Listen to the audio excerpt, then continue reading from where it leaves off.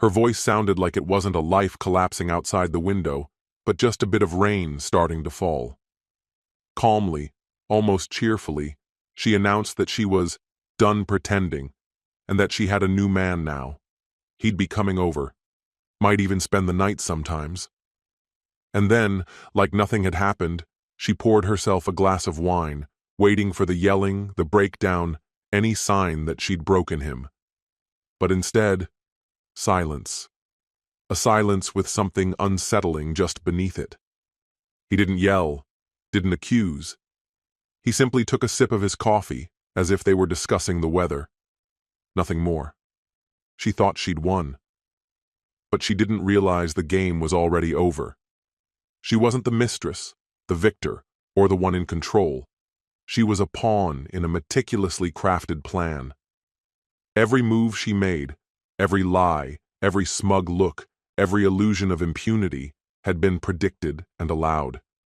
She believed she was tearing him apart, but he had been dismantling her for a long time. Now he was reclaiming everything she tried to steal.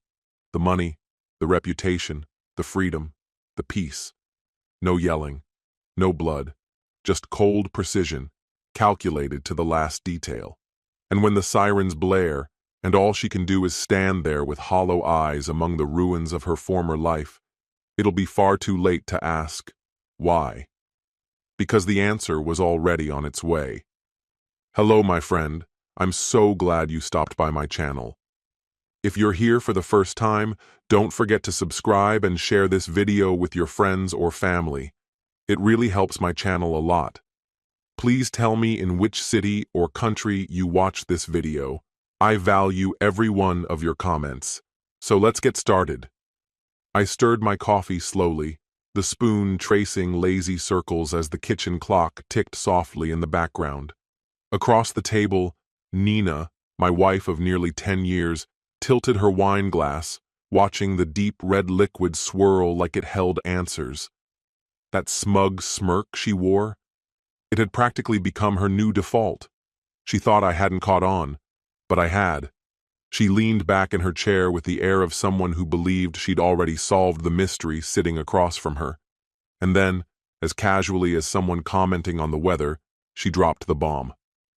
"I'm done faking it, Damien," she said with an unsettling cheerfulness. "I've been seeing someone. His name's Jasper. He'll be staying over sometimes." I gently set my cup down. No raised voice, no theatrics. Nina stared, waiting. She expected something loud, maybe a meltdown, desperate pleading, a shattered mug. But I simply took another sip. "That's it?" she asked, frustration creeping into her tone. I dabbed the corners of my mouth with a napkin and gave a short nod. "Appreciate the heads up." Her smile faltered, just a fraction. That calm wasn't in her playbook. "You're seriously fine with this?" she pressed. I stood, picked up my plate, and carried it to the sink. "You've made your choice, Nina. Why would I stop you now?" I could feel her glare burning into my back as I rinsed the dish, but I didn't bother to turn. There was no point. Truth was, I'd known about Jasper for a long time. She believed she was a grandmaster in some relationship chess match. What she didn't realize was the board had been mine from the beginning.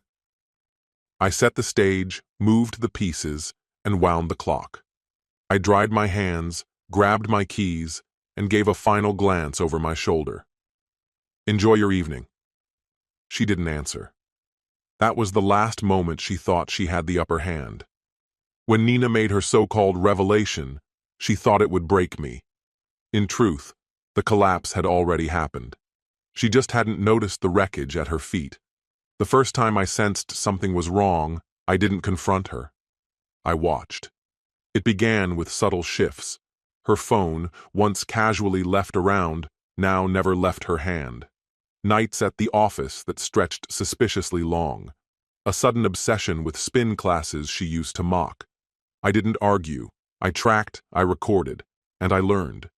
By the time her lies could have filled our mortgage paperwork twice over, I was already into phase 2. I installed a second security system, the kind she didn't even know existed. Cameras so discreet, She passed them daily without a second thought. Then I found him. Jasper Thorne, age 36, former real estate agent, until fraud charges derailed that career path. Now he floated between questionable schemes, barely staying afloat. Landon helped. We hadn't spoken much in recent years, but there was a past. He was in cybersecurity now, and still owed me for a mess I cleaned up for him in college. Within 48 hours, he handed me everything: Jasper's financial statements, sealed court records, workplace complaints he thought were long buried. Nina believed she'd traded up. In reality, she'd shackled herself to a sinking vessel. I didn't spiral. I didn't drink or rage. I calculated. Quietly, I began draining small sums from our joint accounts, carefully spaced, easily overlooked. I compiled her texts, her hotel bookings, the receipts from dinners she claimed were with clients. While she thought she was sneaking behind my back, I already held the steering wheel.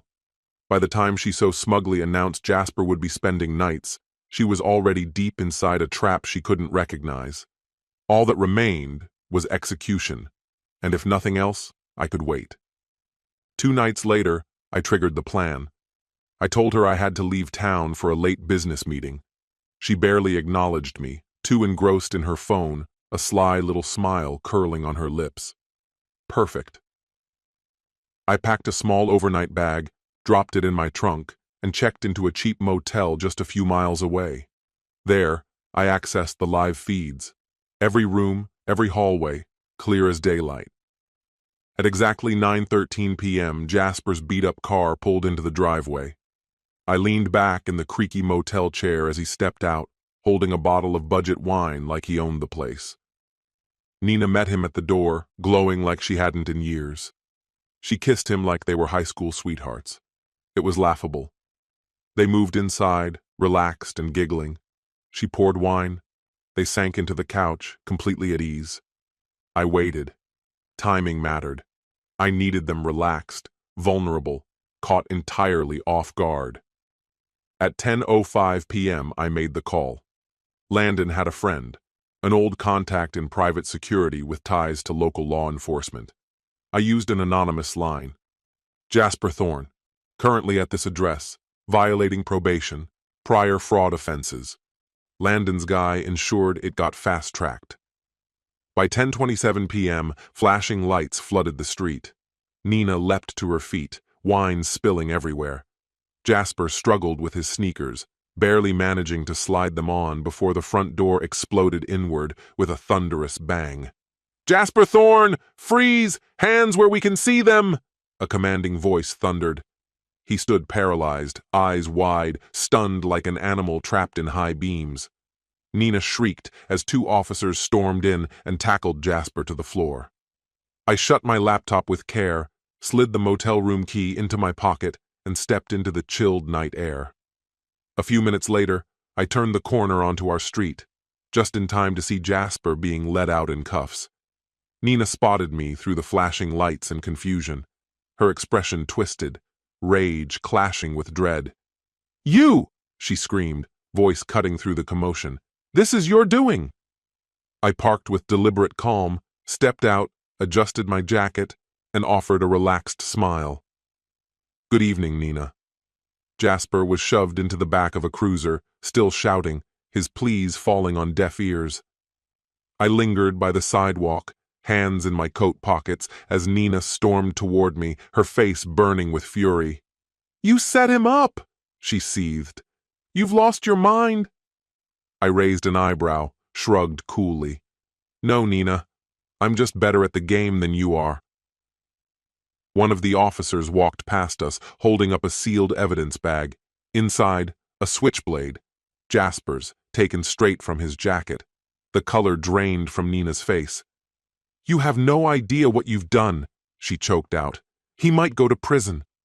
I stepped in close, speaking low enough that only she could hear. "He will go to prison. And you? This is just the beginning." For the first time since she'd thrown open that front door, she said nothing. Her eyes darted around, the flashing lights, nosy neighbors peeking through curtains, Officers pulling more from Jasper's car. The life she thought she'd upgraded into was crumbling around her. "You're tearing everything apart," she whispered. I gave her a cold, precise smile. "No, Nina, you broke it. I'm just making sure there's a paper trail." She backed up instinctively, unsure where to go. Jasper was in custody. Cops were watching her closely, and I stood between her and the street. For the first time in a long while, I saw it. Real, bone-deep fear in her eyes. "You think this makes you better than me?" she snapped, trying to salvage the last scraps of pride. I tilted my head. "No, just more clever, and far more patient." An officer gave her a nod, motioning her to move aside as they wrapped up their work. She cast one last glance at me, lips pressed tight around the words she couldn't speak. Then she turned, backing away in silence. Once the supposed ruler of this house, now just another rattled spectator. When the final patrol car rolled away, the silence left behind was crushing. Nina slumped onto the couch, clutching her phone like it could save her. I stood near the window, watching the street now return to quiet. "You feel proud of yourself?" she rasped, her voice stripped raw. I turned slowly. "Not exactly." She shot up from the couch. "You think you can just wreck lives because yours didn't go the way you wanted?" I laughed, low and without humor. "Nina, you blew up your own life. I'm just speeding up the fallout." She jabbed her phone toward me. "I'll get a lawyer. I'll sue for half. You act like you're untouchable, but you're not." I walked calmly to the side table, picked up an envelope and dropped it in front of her. She hesitated, then tore it open. Her eyes scanned the papers, then stopped cold. "You can't be serious," she whispered. "Prenup," I said flatly. "You signed it. Remember? Right before the ceremony?" "My attorney already filed the divorce paperwork." She flipped through the documents, her fingers frantic. This can't be real." "It is," I replied coolly. "Solid. Every cent you tried to siphon off, protected. Every asset you slipped under Jasper's name, traced, documented, and reclaimed." She fumbled to open her banking app. I watched her face drain of color when she saw the number. 0. "You bled me dry," she croaked. "No," I said evenly. "I defended what was mine." She sank deeper into the couch, her strength abandoning her. "You think this ends here?" she muttered, still grasping for some last-ditch threat. I smiled gently. "Oh, Nina." This was just the financial chapter. Her head jerked up. "Your reputation's next, and trust me, that's going to cut deeper." I left her there, surrounded by the hollow shell of a house that soon wouldn't be hers. And I wasn't finished, not by a long shot. By dawn, Nina was living in a new kind of hell. I sat at the kitchen table, sipping my coffee, scrolling the latest headlines. She stormed around the living room in a frenzy, yelling into her phone with rising panic. "What do you mean I'm suspended?" she screamed. You can't do this." I took a slow drink from my mug, calm as ever. The posts had dropped exactly when they were meant to, 6 a.m. sharp. A digital expose of deception. Covert photos of Nina and Jasper wrapped around each other, texts laced with flirtation and contempt for me, receipts from their secret weekend rendezvous. All released from faceless accounts, and all miraculously delivered to the inboxes that mattered. Her colleagues, her parents, her closest friends. The flawless facade Nina had spent years crafting, elegant, loyal, untouchable, disintegrated within minutes. Her phone didn't stop lighting up. Calls, messages. A few she answered, most she didn't. But it hardly mattered now. The damage was absolute. By midday, her sister had cut her off. Her parents? Radio silence. Even her lifelong best friend sent one last message. Don't reach out again. Nina just stood there, frozen in the living room, clutching her phone like she could somehow rewind everything if she stared hard enough. Then she turned to me, eyes wide with disbelief. "You orchestrated this." It wasn't a question. I tilted my head, expression unreadable. "Actions have consequences." "You've just never dealt with yours before," she snapped, her voice cracking. Tears were building now. But I felt nothing. No guilt, no pity. This wasn't cruelty. This was correction. "You destroyed my life," she whispered, barely audible. I stood up, slipped my phone into my pocket, and met her gaze without flinching. "No," I said. "You did that when you brought Jasper into our bed. I simply made sure the world saw what you really are." She dropped onto the couch like her legs gave out. The phone slipped from her fingers and buzzed again. Her boss. First came the unpaid leave, then termination. I didn't need to hear the words to know what was said. When she hung up, the silence that followed confirmed it. Her job was gone, and Nina, she was truly, devastatingly alone. That night, a soft knock echoed on my bedroom door. Her voice followed, faint and raw. "Damien, can we talk?" I opened the door slowly. Nina stood there, barely recognizable. Her hair matted, her skin pale, eyes puffy and red. She clung to the door frame like it might keep her from collapsing. "I've got nowhere else," she said in a broken voice. I leaned on the frame, arms crossed. "You chose Jasper. Did you forget?" Her lips trembled. "He won't answer me. He's gone. Everyone's gone." I let the silence settle between us. "I made a mistake," she cried, voice trembling. "I was so stupid. I actually believed he loved me." My expression didn't change. "And you assumed I'd be here, waiting. What? Grateful you finally figured it out?" She shook her head, desperate now. "I didn't mean for this to happen. I'm sorry. Truly." I held her eyes for a long moment, just long enough for hope to flicker in hers. Then I said, quiet but resolute, "That's not my burden." I began to close the door. She lurched forward, grabbing the edge with shaking hands. "Damien, don't! Please, don't leave me like this!" One by one, I uncurled her fingers from the door. "No, Nina, you did this. You just never thought you'd have to deal with the fallout." She crumpled to the floor outside the door, sobbing, but I didn't stay to watch. I shut the door softly, locked it, returned to my bed, and lay down. And for the first time in what felt like forever, I slept, deeply, peacefully. She had made her choices. Now she could live with them, alone. A week later, the house was mine again. She vanished sometime in the afternoon, took what little she had left, and disappeared. No message, no note, nothing. That evening, I stood in the living room as golden sunlight spilled across the hardwood floor. The quiet was perfect. No false smiles, no buried secrets, just calm. The divorce had already gone through, quick, clean, uncontested. The prenup was ironclad. She walked away with nothing. No house, no alimony, not even the car. I saw to it. Then word got out. Jasper had been denied bail. Turns out his past was even worse than what Landon initially dug up. Fraud, cons, and an active assault charge pending trial. Nina tried reaching out to old contacts, but nobody wanted the association. She bounced from couch to couch until even those doors closed. She tried reaching me once or twice, one missed call, a pleading email. I ignored them both. She became what she always feared, an afterthought, a warning.